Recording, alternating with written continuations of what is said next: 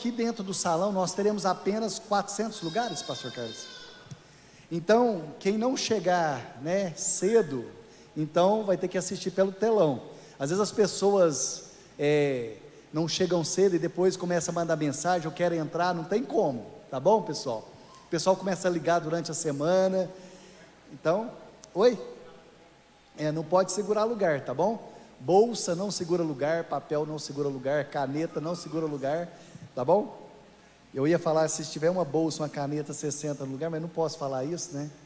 Aí, pessoal, isso, olha só, pessoal, o espetáculo, A Mesa do Pai, pessoal, está ficando demais, está demais. Então, traga convidados, tem várias pessoas da sociedade que têm me ligado, perguntando o dia, falando, pastor, tem que comprar ingresso? Eu falei, não tem, só tem que chegar mais cedo. Então, todos os espetáculos geralmente está 19h30, o pessoal já começa a chegar às 18, né? E tem sido um referencial para essa cidade, amém? Então chegue mais cedo, traga a sua família.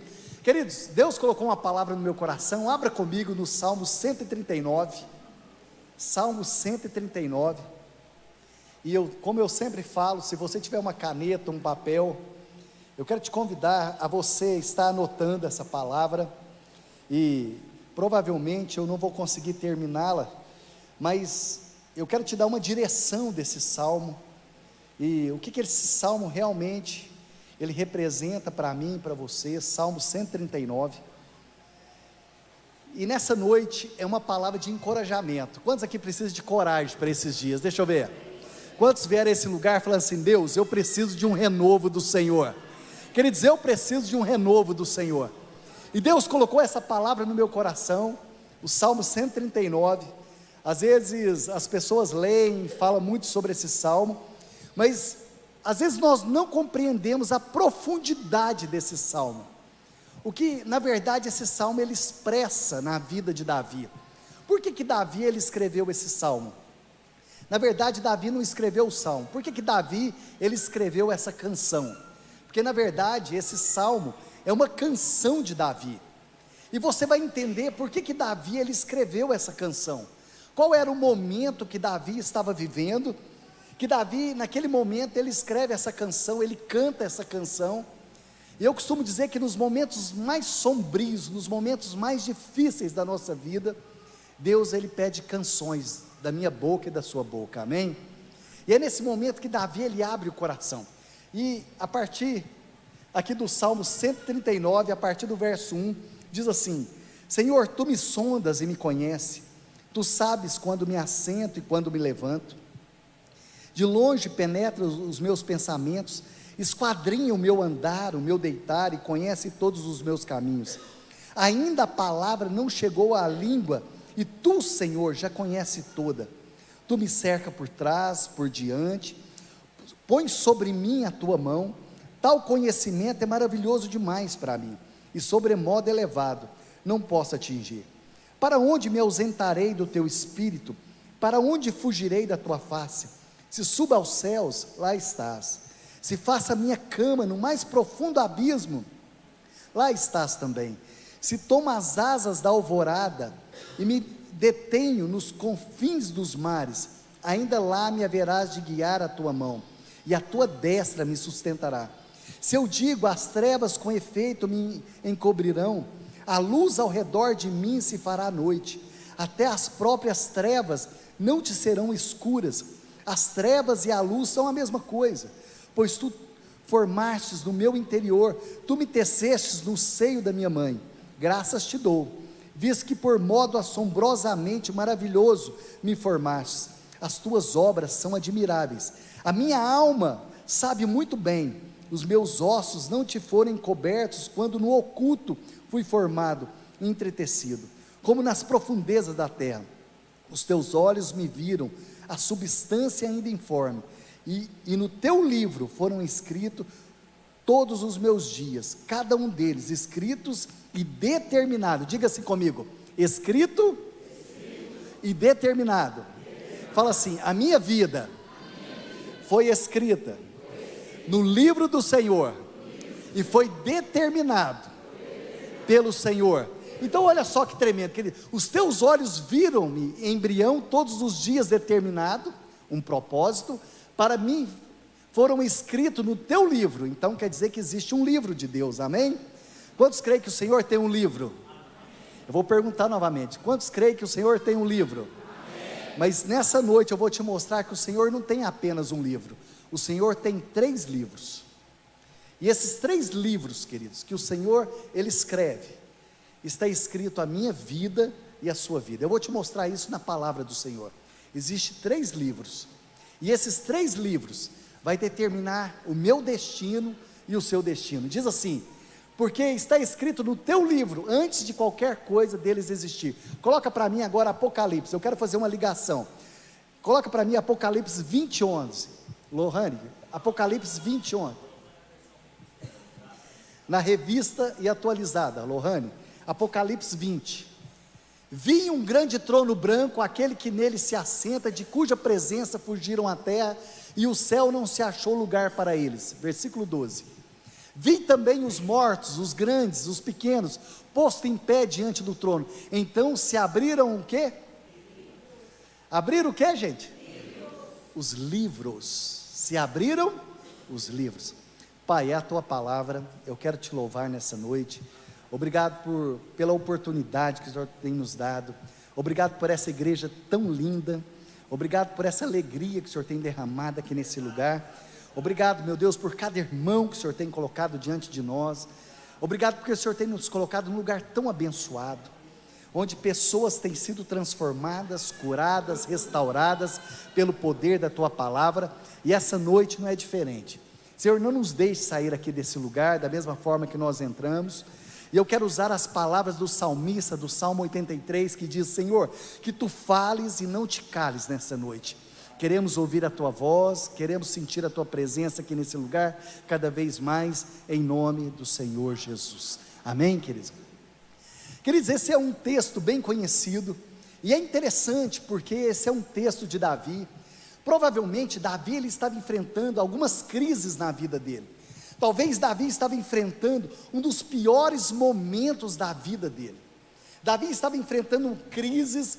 Se você prestar atenção em cada detalhe desse texto, Davi ele estava angustiado, ele estava vivendo um momento de aflição, e nesse momento aqui ele estava perdido.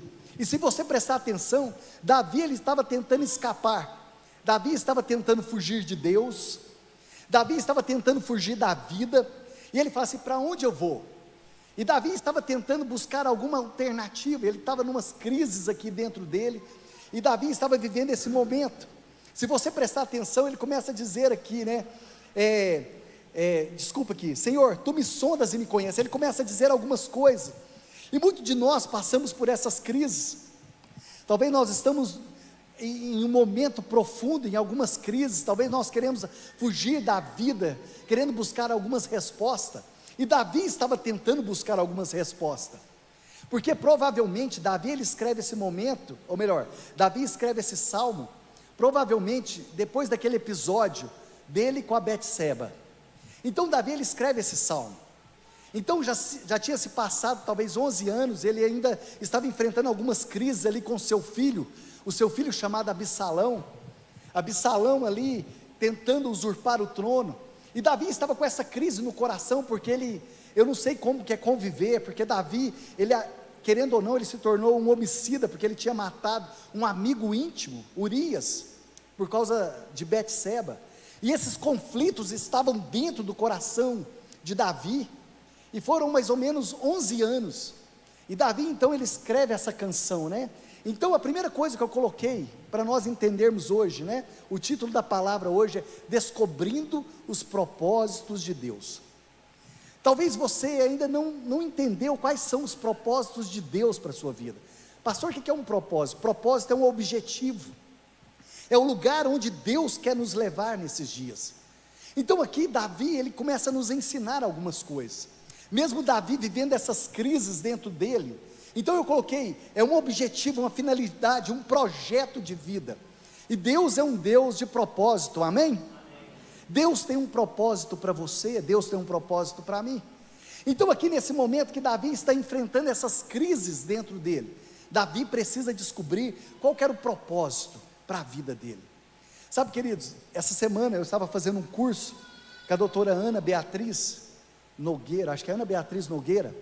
Ela é psicóloga e vários outros títulos que ela tem.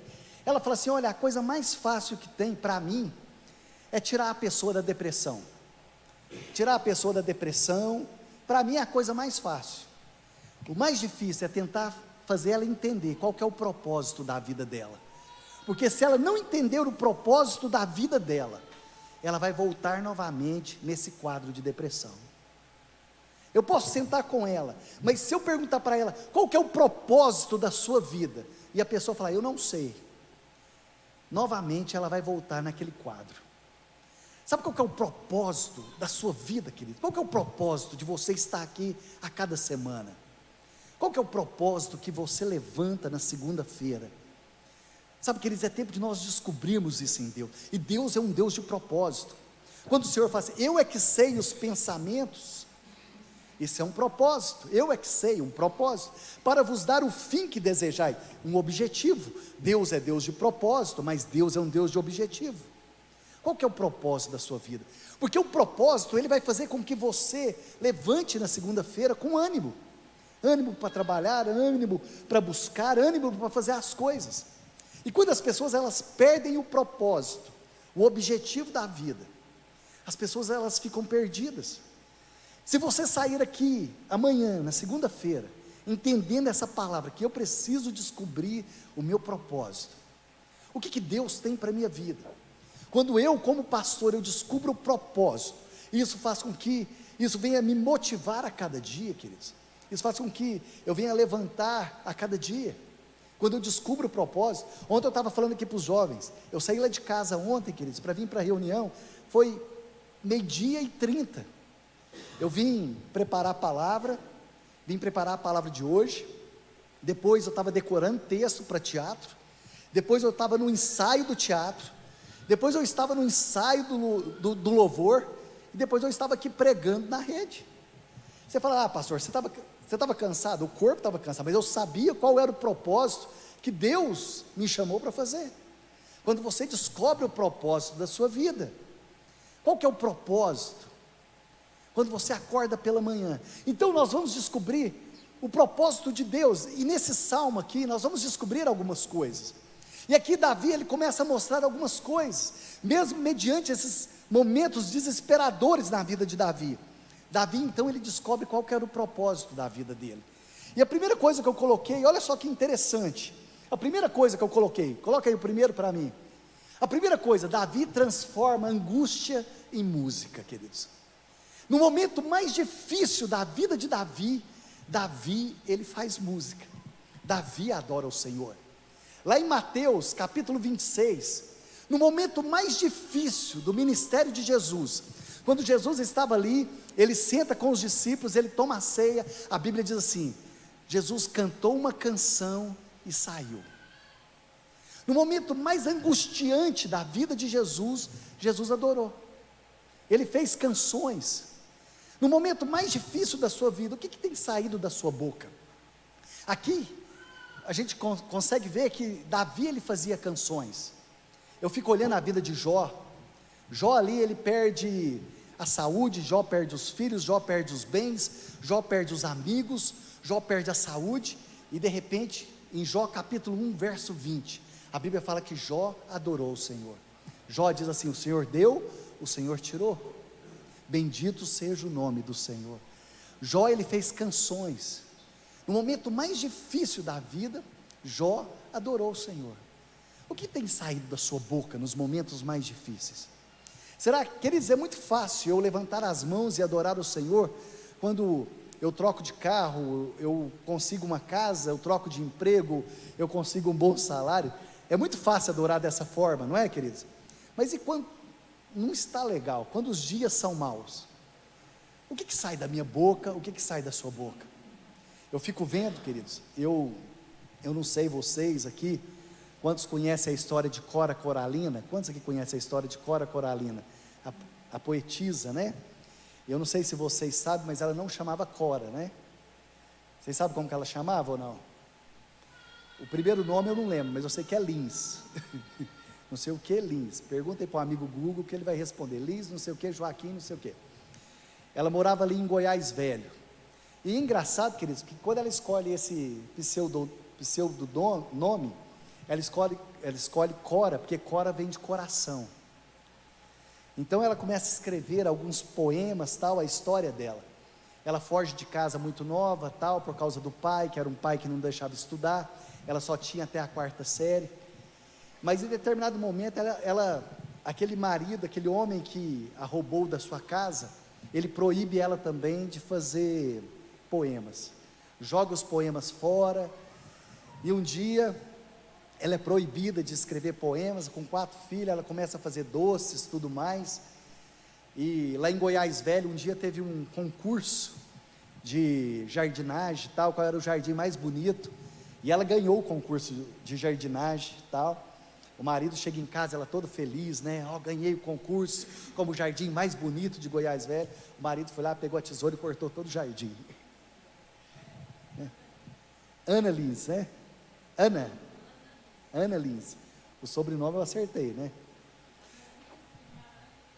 Peixoto, Ana Lins Guimarães Peixoto, é isso aí, queridos. Mas ela com 70 anos de idade, queridos, 70 anos de idade, ela começa a escrever os seus poemas. Nunca é tarde, queridos, nunca é tarde. Às vezes nós achamos que as coisas, né, vão acontecer na nossa vida. Eu lembro que mais ou menos uns 2 anos e meio, eu fui pregar lá em Uberlândia, ali na igreja de Uberlândia, do pastor Reginaldo, e eu contei a história de Cora Coralina. A hora que terminou ali e tal, e uma moça levantou e veio até mim e falou assim: eu sou parente de Cora Coralina. E aí eu estava contando a história, e ela falou assim: tudo que você falou é verdade. Ela contou que eu sou parente dela, porque ela tinha ido no salão, e a irmã do salão convidou ela para ir no culto, e falou assim: vai no culto que Deus vai falar com você. Ela falou assim: ah, mas Deus fala? Ela falou assim: Deus fala. E ela chega lá no culto, eu contei a história de alguém da família dela, queridos. Você acredita que Deus fala com você, queridos? Então a primeira coisa que eu coloquei, né? Deus, né? Davi transforma angústia em canções. É nas noites mais escuras que Deus fala comigo e Deus fala com você. Eu lembro um dia que eu tinha ganhado um CD da Ludmila Feber, e aquele CD, Nunca Pare de Lutar. Quantos aqui conhecem o CD? E tem uma canção que eu gosto muito, que fala assim: quando tudo parece estranho ao redor, buscar tua face é preciso. Vocês conhecem essa canção ou não? E o dia que eu escutei esse CD, eu falei assim: está acontecendo alguma coisa com ela. Alguma coisa está acontecendo na vida dela. Sabe por quê, queridos? Porque nós transformamos as nossas dores em canções. E naquele dia, a hora que ela fala assim: nunca pare de lutar, nunca cale a sua voz profética, eu falei assim: está acontecendo alguma coisa com ela. Alguma coisa, eu sei, depois eu descobri o que era, mas alguma coisa estava acontecendo. Segunda coisa que eu coloquei, coloca aí para mim. Então o salmista, ele começa a dizer assim, ó, a partir do verso 1, olha só que tremendo. Ele diz assim: Senhor, tu me sondas e me conhece. Olha só que interessante. A primeira coisa, ele fala: Senhor, o Senhor sonda o meu coração. O que é sondar, queridos? Essa palavra sondar no original fala assim, de você olhar aquilo que está mais oculto. É como se você estivesse olhando essa caixa, você olha ela de um lado, do outro, talvez você ache que conhece, mas você consegue ver a parte de baixo ou não? Não. É como se estivesse dizendo assim: Senhor, sabe aquelas coisas que eu tranco as 7 chaves, que ninguém sabe, que ninguém vai saber? É essas coisas que o Senhor conhece do meu e do seu coração. Sabe aquelas coisas que a gente fala assim: não, isso aqui ninguém pode saber. Era isso que o salmista estava dizendo.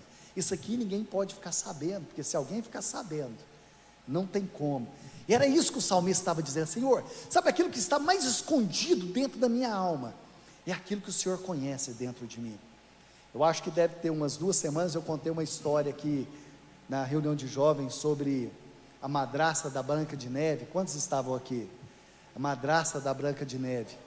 E Quantos sabem a história aqui da Chapeuzinho Vermelho aqui? Chapeuzinho Vermelho não, da Branca de Neve, desculpa, da Branca de Neve.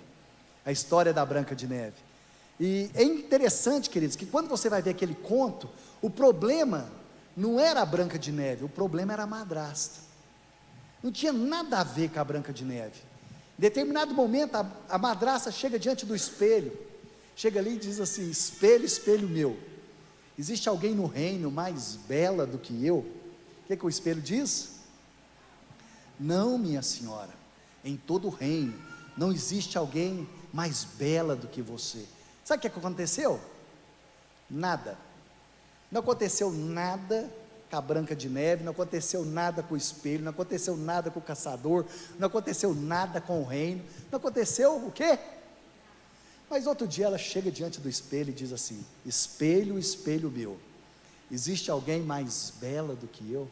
E o espelho disse assim: não, minha rainha, em todo o reino não existe ninguém mais bela do que você. Sabe o que aconteceu? Nada. Ficou bem para a Branca de Neve, ficou bem para o caçador, ficou bem para o espelho, ficou bem para o reino. Mas um dia ela chega diante do espelho e diz assim: espelho, espelho meu, existe alguém mais bela do que eu? E de repente o espelho fala assim: minha rainha, existe alguém no reino mais bela do que você, a Branca de Neve. Aí deu ruim. Sabe por que deu ruim? Porque o problema dela não era com a Branca de Neve, o problema dela era com o espelho, o problema dela era com o ego dela, o problema dela era com o coração dela. Então o problema dela não tinha nada a ver ali com a Branca de Neve. Sabe o que aconteceu? Ela contratou um caçador, ela mandou matar a Branca de Neve, ela criou um problema no reino, ela criou um caos e se transformou numa bruxa. Olha aqui para mim, o que você se transforma quando alguém fala não para você? O que eu tenho me transformado quando você escuta aquilo que você não quer? O que eu tenho me transformado quando as pessoas olham para você e falam: olha, isso aqui que você está fazendo não é legal? Será que eu tenho me transformado numa bruxa e tento matar as pessoas? Você sabe por quê? Porque o problema não era a Branca de Neve, o problema era o coração dela. Será que eu tenho me transformado? Será que eu me transformo quando o filho olha para mim e fala assim: olha, pai, aqui em casa não é desse jeito que você falou, não? Sabe o que eu me transformo quando as pessoas falam assim: olha, El Shaddai não é a melhor igreja da cidade? Não.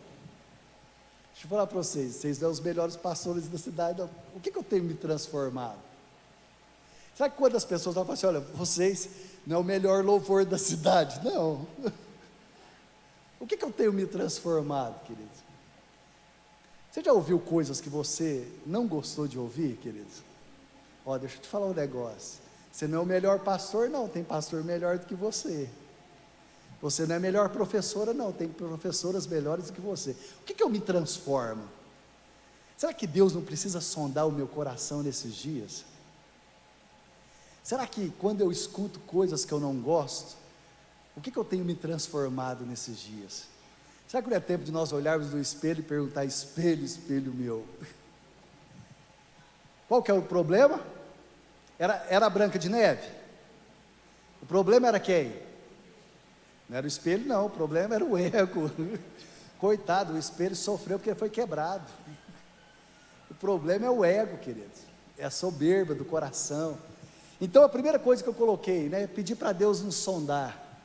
Outra coisa, coloca o próximo, olha só que interessante: assento e me levanto. Quando eu falo assim: o Senhor conhece o meu assentar e o meu levantar, o Senhor sabe de onde você veio, o Senhor sabe de onde eu vim, o Senhor sabe o que aconteceu lá na minha casa hoje, o que aconteceu na sua casa, e o Senhor sabe o que vai acontecer depois que você sair desse lugar. Então, o Senhor sabe quando eu me assento, e o Senhor sabe quando eu me levanto. Então, nada passa desapercebido aos olhos dele. Quando você chegou aqui nesse lugar, o Senhor sabe como estava o seu coração. E o Senhor sabe como está o seu coração quando você sair desse lugar. Então o Senhor sabe quando eu me assento, e o Senhor sabe quando eu me levanto. O próximo. Olha só que interessante, o Senhor esquadrinha o meu coração. Pastor, o que é esquadrinhar? O Senhor tem um mapa da nossa vida, o Senhor sabe os nossos sucessos, o Senhor sabe os nossos fracassos, o Senhor sabe as nossas angústias, o Senhor tem um gráfico da nossa vida, o Senhor sabe as nossas frustrações, o Senhor sabe os nossos esforços. Você entende que o Senhor tem um gráfico da sua vida e da minha vida? O Senhor tem um gráfico diante de nós. Essa semana eu fui levar o computador para arrumar, e eu cheguei, achei interessante, porque o rapaz tinha um painel. Eu falei, o que é esse painel? Ele falou assim, não, isso aqui eu tenho um gráfico de tudo que acontece aqui dentro, onde que eu conserto. Então eu sei, cada computador, aqui tem um gráfico, eu sei tudo que está acontecendo aqui dentro. Sabe, queridos, é isso, Deus tem um gráfico da sua vida, e Deus tem um gráfico da minha vida, amém? Sabe, Deus sabe dos seus esforços, Deus sabe das suas frustrações, Deus sabe do nosso empenho, Deus sabe do nosso fracasso, Deus sabe das nossas decepções, Deus sabe do nosso sucesso. A nossa vida é só feita de sucesso, pessoal? Não, nós temos fracasso. Então Deus esquadrinha o meu e o seu coração. Vamos lá, o próximo. Vixe, alguém... Vamos lá, que isso? Eco, né? Então Deus sabe, né? O meu levantar, o meu sentar. Peraí. E Deus sabe o que? O meu deitar. Esse deitar fala das minhas preocupações, das minhas insônias espirituais. Quando fala assim, o Senhor sabe o meu deitar. Quantos aqui tiveram insônias espirituais aqui? Preocupado com o dia de amanhã, queridos. Você fala assim, o que vai acontecer amanhã? Sabe, das nossas frustrações. Não, vamos fazer uma terapia de grupo aqui, pessoal, vamos lá. Quem aqui nunca perdeu uma noite de sono? Eu vou te dar o microfone para você ensinar aqui para nós. Quem nunca perdeu uma noite de sono? Vamos ser sinceros agora. A hora que eu falo que eu vou dar o microfone, você está vendo que ninguém mais levanta a mão, ó. Terapia de grupo. Aqui, tem alguém aqui que nunca perdeu uma noite de sono, assim, preocupado com o dia de amanhã? Quem nunca perdeu uma noite de sono, fala assim, não, eu deito, durmo, eu sou tranquilo, nada acontece na minha vida, eu não me preocupo com o dia de amanhã. Queridos, tem situações que nos roubam o nosso sono. Às vezes você vai deitar e fala assim, o que vai acontecer amanhã? E a gente acorda preocupado. Então quando ele fala, né, o Senhor sabe o meu deitar, aquilo que tem tirado o meu sono, a minha preocupação. Talvez você veio aqui hoje pensando, o que vai acontecer amanhã? Quando você coloca a tua cabeça no travesseiro, né? Vamos lá, o próximo. Esse aí, conhece os meus pensamentos. Querido, o Senhor conhece os seus pensamentos, os meus pensamentos. O Senhor conhece infinitamente mais. Os pensamentos do Senhor são maiores do que os nossos, amém? Eu lembro quando menino, queridos, eu gosto muito de contar isso, a minha avó, né? Às vezes, adolescente é rebelde, né? Às vezes minha avó fala assim, vai na padaria, né? Ainda não era na padaria, era na venda. Elton, vai na venda, a gente... Então, adolescente, ele faz bicota, não é verdade? É bicota e bate o pé. E ela fala assim, a gente passava, ela metia a mão, fala assim, sem bicota e sem pisar duro. Aí depois a gente passava, ela falava assim, Elton, vai lá na venda, a gente passava, ela metia a mão. No outro dia ela falava assim, Elton, vai lá na venda buscar pão, a gente não falava nada, ia saindo, ela metia a mão e falava assim, eu sei o que você está pensando. Mas ela sabia, porque dentro a gente estava xingando, pessoal. Ela sabia que a gente estava xingando. Não é ou não? Só de olhar, ela fala assim, se você falar alguma coisa. Então, ela sabia o pensamento. Às vezes ela batia na gente, sabe? Falava assim, você nunca mais vai falar, vó, mas eu não falei. Ela falou, mas você ia falar. Então ela sabia. E ela batia soletrando, né? Você vai apanhar porque você fez. Eu pensava, gente, não vai acabar o alfabeto mais. Você nunca mais vai falar. E eu falei, vó, mas eu não falei. Eu falei, mas você ia falar. Então a gente apanhava até por aquilo que a gente estava pensando. Ela falou assim: eu te conheço, eu te conheço. Às vezes eu olho para o pastor Carlos, já vai convivendo muito com as pessoas, às vezes ele olha para mim e fala assim: Elton. Eu falei: Carlinhos, mas eu não falei nada.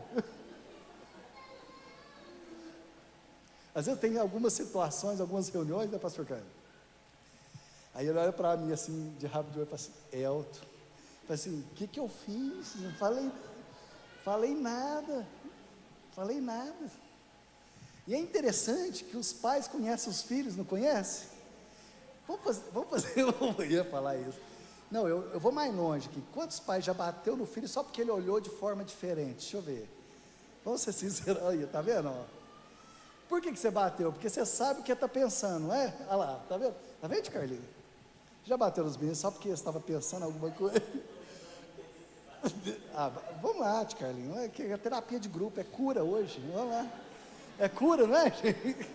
Aqui, ó, eu não estou lembrando, mas eu devo ter batido, né?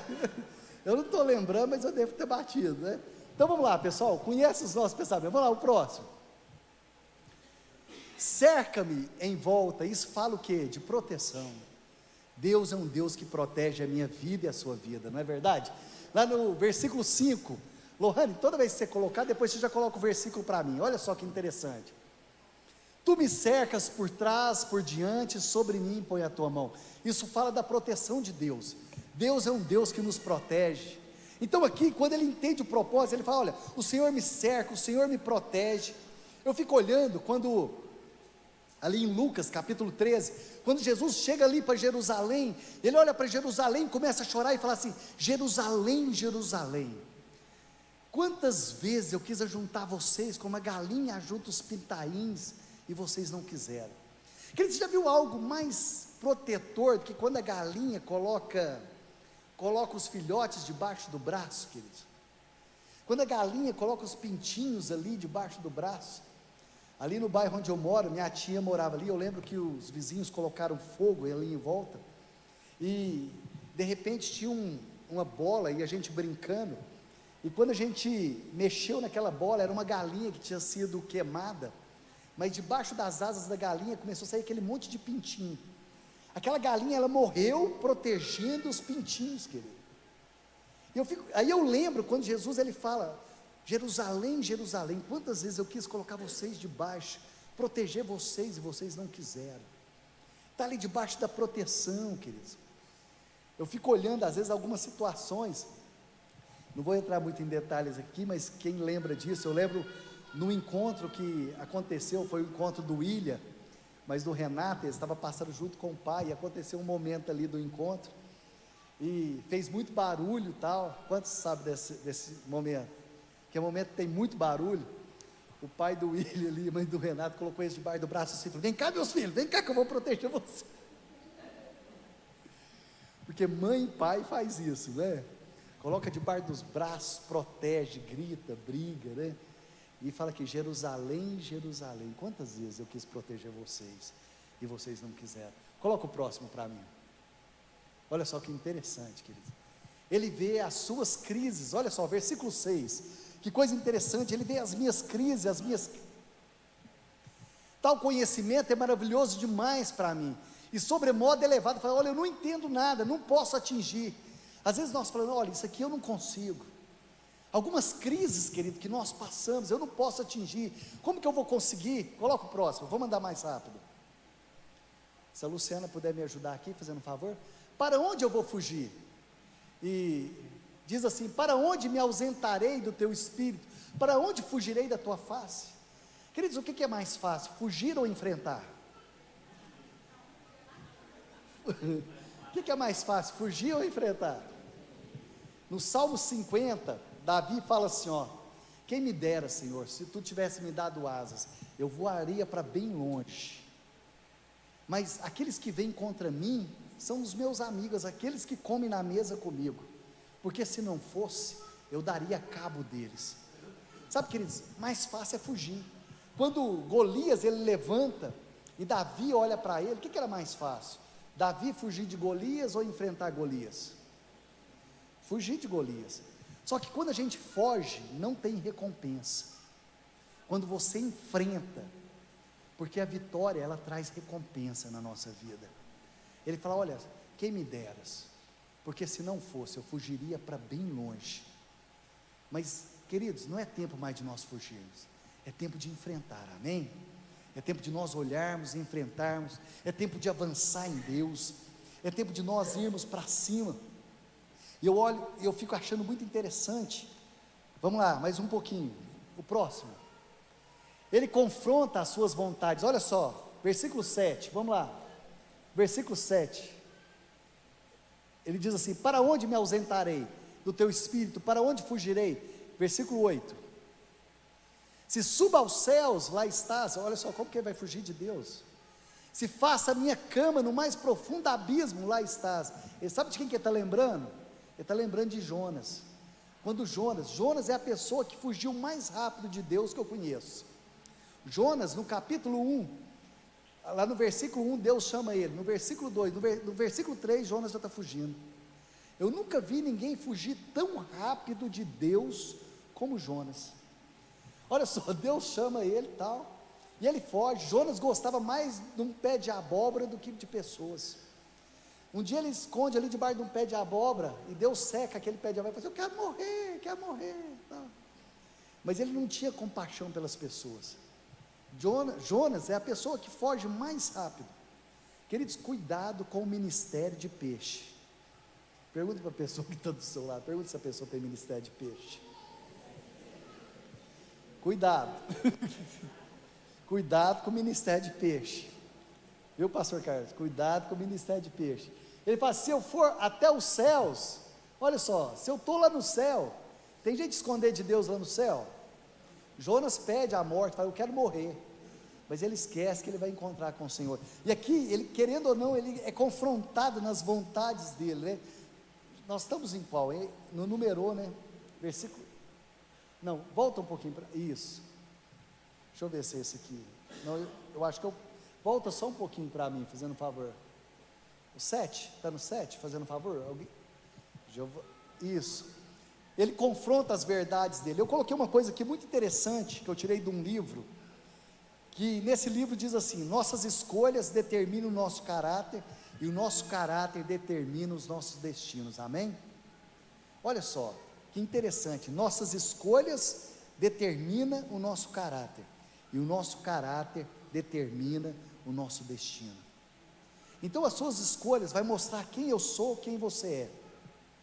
Eu acho que é Stefan, ele fala algo muito interessante. Ele diz assim, ó: se você semear um pensamento, você colhe um feito. Se você semear um feito, você colhe um hábito. Se você semear um hábito, você colhe um caráter. Se você semear um caráter, você colhe um destino. Quer que eu repita ou não?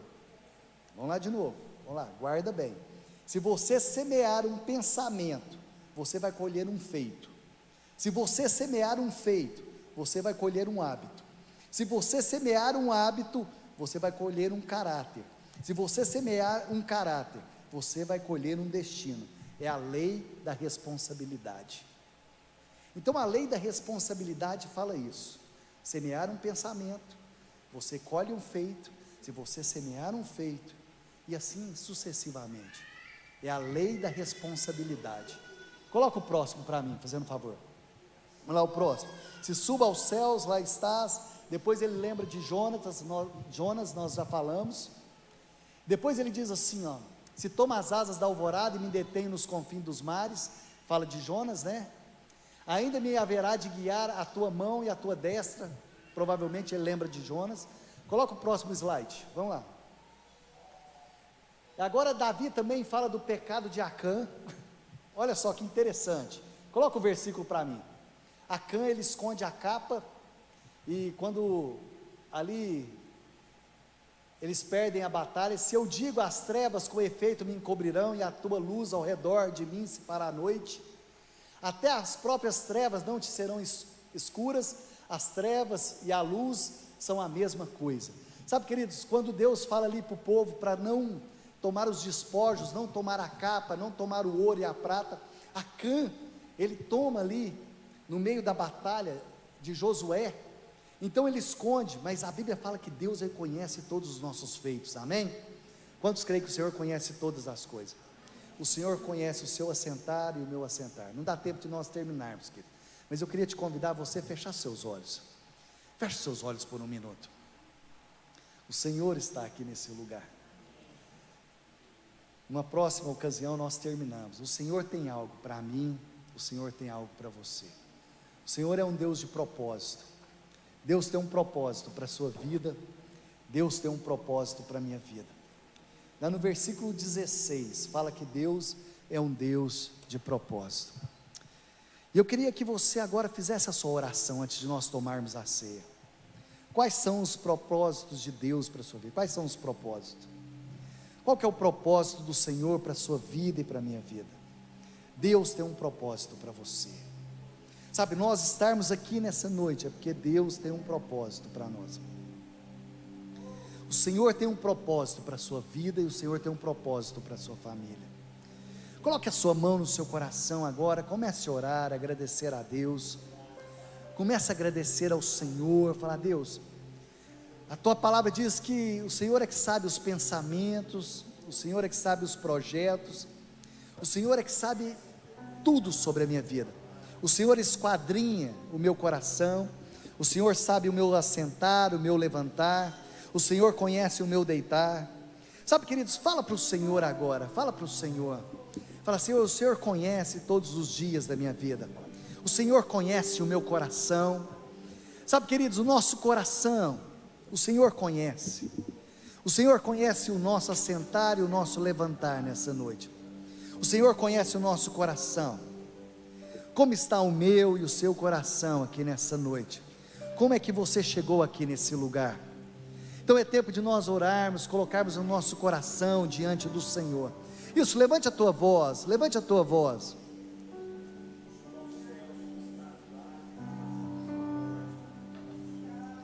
Isso, levante a tua voz, levante a tua voz. Coloca o teu coração diante do Senhor, o Senhor que esquadrinha, o Senhor que tem um mapa da sua vida e da minha vida, o Senhor que conhece o meu e o seu coração aqui nessa noite, aquele que nos sonda está aqui nesse lugar, o Senhor Todo-Poderoso, o Senhor Todo-Poderoso, aquele que sonda os nossos corações, o Senhor Todo-Poderoso. És mais real que o chão que eu piso.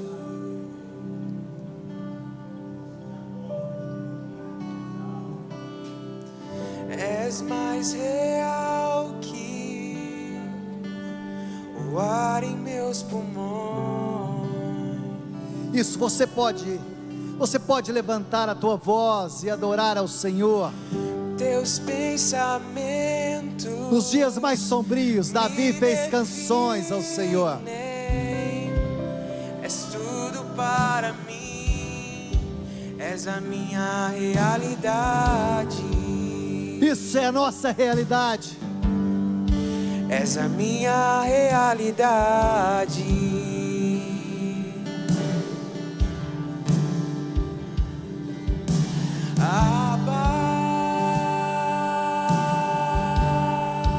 Eu pertenço a ti. Você pode se colocar de pé, queridos. Abba, eu pertenço a ti. Isso. Estás mais perto do que a pele em meus ossos.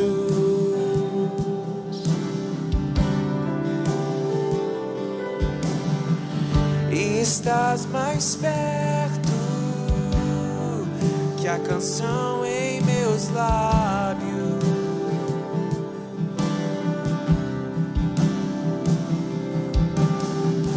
Teus pensamentos me definem. És tudo para mim, és a minha realidade.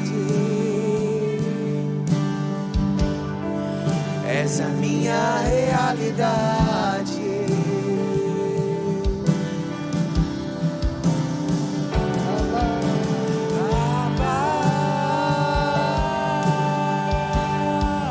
Eu pertenço a ti. Pertencemos a ti, Senhor. Abba, eu pertenço a ti.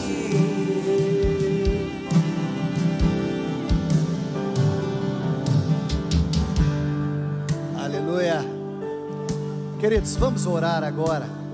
Aquele que sonda o meu e o seu coração, o Senhor que sonda os nossos corações, que conhece o nosso íntimo. Sabe, na noite que ele foi traído, a palavra de Deus diz que ele sentou ali à mesa, ele tomou o pão, dando graças ao céu. Ele disse: esse é o meu corpo que é partido por vós. Da mesma forma, ele tomou o vinho e disse: esse é o meu sangue derramado por vós. Esse é o sangue da nova aliança. E lá no livro de Coríntios diz: toda vez que vocês reunirem, e antes de tomar a ceia, examinai os vossos corações, olhai para dentro de vocês. O apóstolo Paulo, ele diz para aquela igreja, ele diz: olhe para dentro de vocês, olhe para dentro de você. Às vezes nós temos o hábito de olhar para as pessoas e esquecemos de olhar para dentro do nosso coração. Eu quero te dar alguns minutos antes de você tomar a ceia, você perguntar a Deus, o Senhor que sonda os corações: como está o meu coração nesse dia? Como é que estão os meus olhos? Como está o meu coração?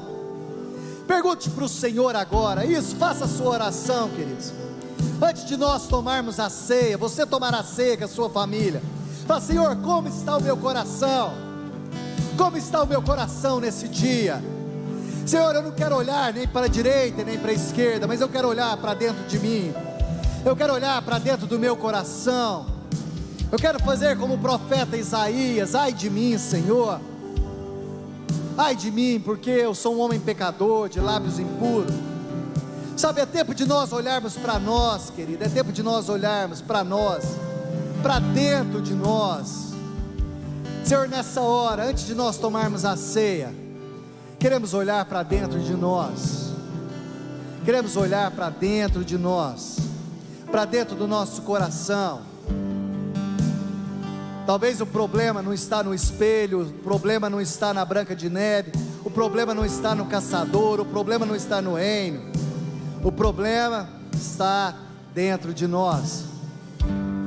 Senhor, nessa hora nós oramos, queremos tomar a ceia do Senhor, fazer aquilo que o Senhor nos ensinou, em nome de Jesus. Queridos, você pode pegar a ceia, tomar com a sua família, ore pela sua casa, ore pela sua família. Isso, consagre ao Senhor. Isso, consagre ao Senhor, consagre ao Senhor. Isso, consagre ao Senhor, consagre a sua vida. Talvez você está sozinho, você não está com ninguém da sua família.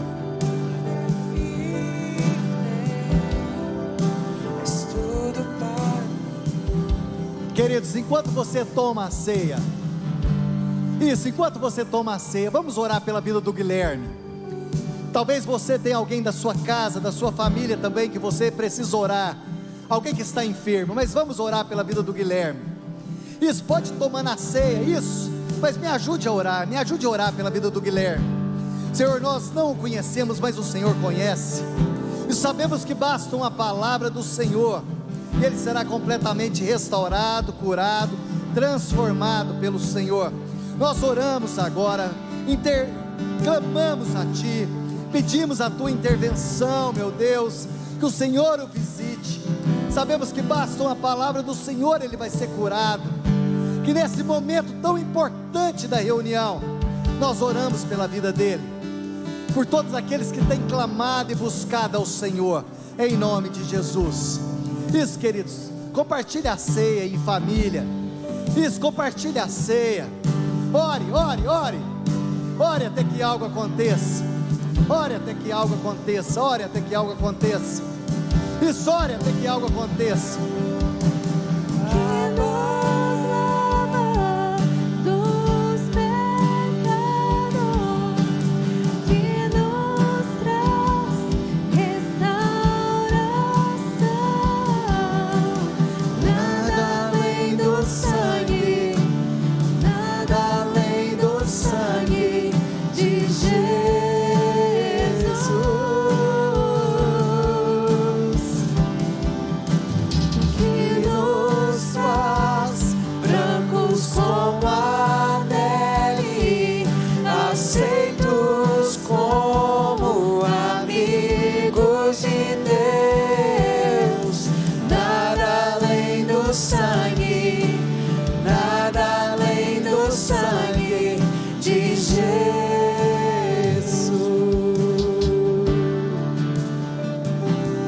Queridos, compartilhe a ceia aí em família. Quando você terminar, que o Senhor te abençoe, que o Senhor te guarde, que você tenha uma ótima semana, que o Senhor abençoe a sua família, que o Senhor abençoe a sua casa, em nome de Jesus.